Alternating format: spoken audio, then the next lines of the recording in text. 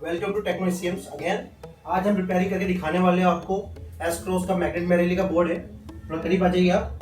ये S cross का Magneti Marelli का बोर्ड है 2017 मॉडल का।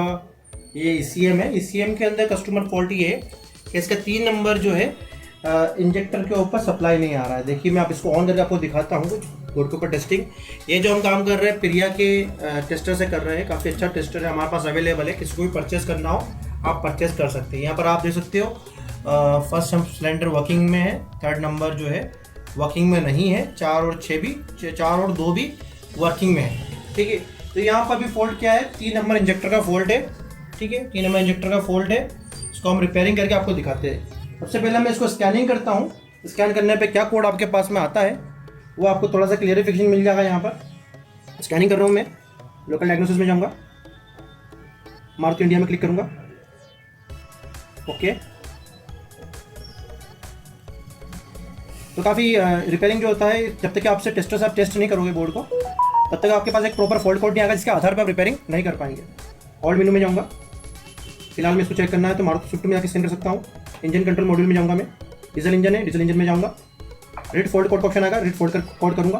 ठीक है, सबसे पहला जो ऊपर जो टॉप में आप देख सकते हो कोड है injector circuit open cylinder number 3 number cylinder का कोड आ गया है। ओपन सर्किट बता रहा है वो कोड। अभी यहाँ पर फॉल्ट कहाँ पर, हमारे ईसीएम के अंदर फॉल्ट है।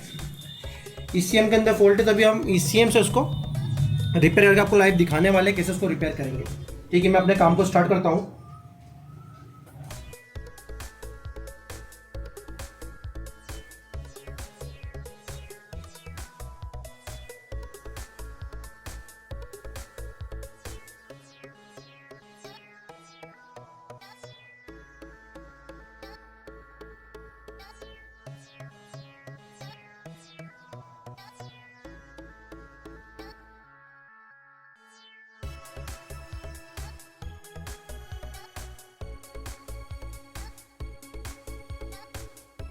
ये जो हमारा ये जो मॉसफेट हमारा लगा हुआ है, ये 3 नंबर सिलेंडर इंजेक्टर का लोअर साइड मॉसफेट है। तो यहाँ से जो है इसका आउटपुट सप्लाई क्या हुआ है, बंद हो चुका है। आउटपुट सप्लाई इसका बंद है। टेनिस कंडीशन पे ये वर्क नहीं कर रहा है। इसको हमें क्या करना रहेगा, सबसे पहले इसकी वैल्यू चेक करना रहेगी। वैल्यू चेक करेंगे मल्टीमीटर से।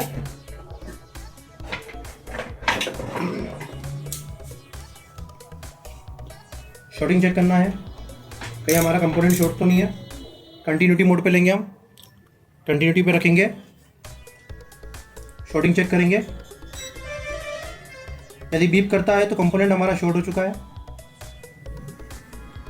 शॉर्टिंग चेक कर ली, कोई भी शॉर्टिंग नहीं है। चेक करेंगे वैल्यूज़। वैल्यू चेक करने के लिए देख सकते हो आप, ये वैल्यू देखूंगा मैं।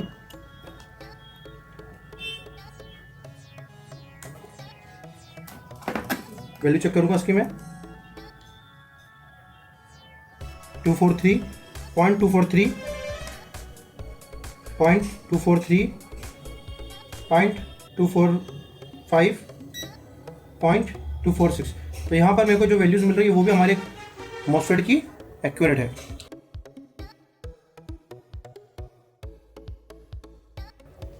अब मैं इसको ट्रेसिंग करूँगा। यहाँ पर मुझे सप्लाई नहीं मिल पा रही है। देखिए आप, तो सप्लाई जो रहेगी ये हमारी यहाँ से आउट होगी। सप्लाई आप देख सकते हो, प्रेसिंग करना रहेगा। ये जो हमारे यहाँ पर जो मॉसफेट था 3 नंबर का, यहाँ से उसका सब प्रॉप लगाएंगे हम। जस्ट पीछे से उसको ट्रेस करेंगे कहाँ पर कंटिन्यूटी मिलती है। यहाँ पर हमें कंटिन्यूटी मिल गई।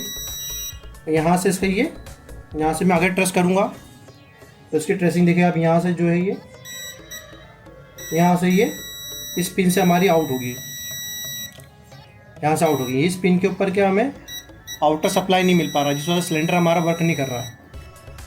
ठीक है, अभी जब मैं देखता हूँ 3 नंबर का सप्लाई, जब ट्रेसिंग करता हूँ यहाँ से डायोड के ऊपर, डायोड से मिली कनेक्टिविटी हमारी रजिस्टर के ऊपर। उसके बाद जो हम जो चेक करेंगे तो इस तब रजिस्टर जो है ख़राब होके जो है गिर चुका है यहाँ से।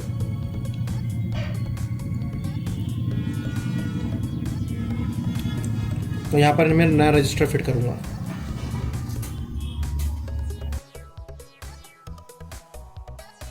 दूसरा उसका बोर्ड लेता हूँ मैं।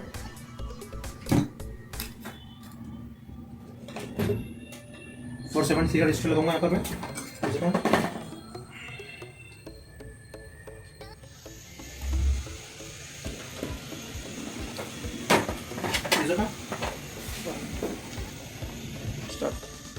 यहाँ से लेंगे 473 का रजिस्टर।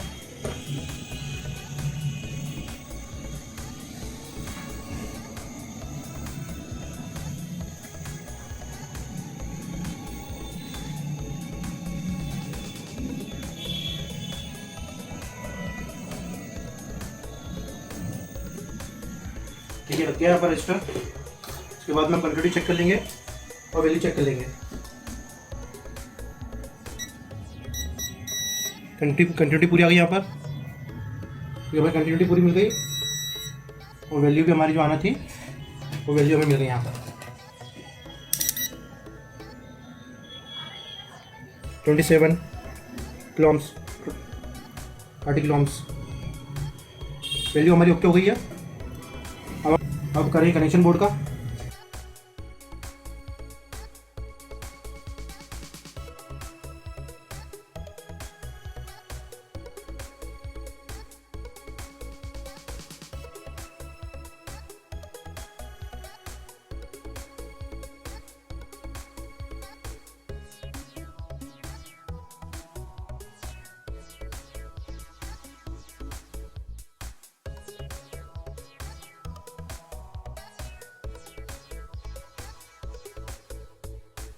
ये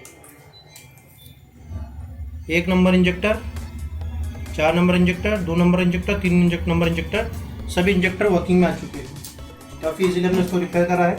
और उसके बाद में आपको, ठीक है, तो इस तरीके से हमने करी रिपेयरिंग। तो अभी आप चाहो तो काफ़ी इजीली टेस्टर की हेल्प से सभी प्रकार के ईसीएम को पहला चेक कर सकते हो, तो स्कैन कर सकते हो टेबल के ऊपर। कुछ ईसीएम के अंदर आप फायरिंग भी दे सकते हो, फायरिंग ऑर्डर भी चेक कर सकते हो। उसके बाद में उसको रिपेयर करके इस तरीके से डायरेक्टली उसको टेबल के ऊपर चेक भी कर सकते हो, जिससे आपको काफ़ी आसानी से आप जो है काम को सक्सेसफुल कर सकते हो। Thanks for watching.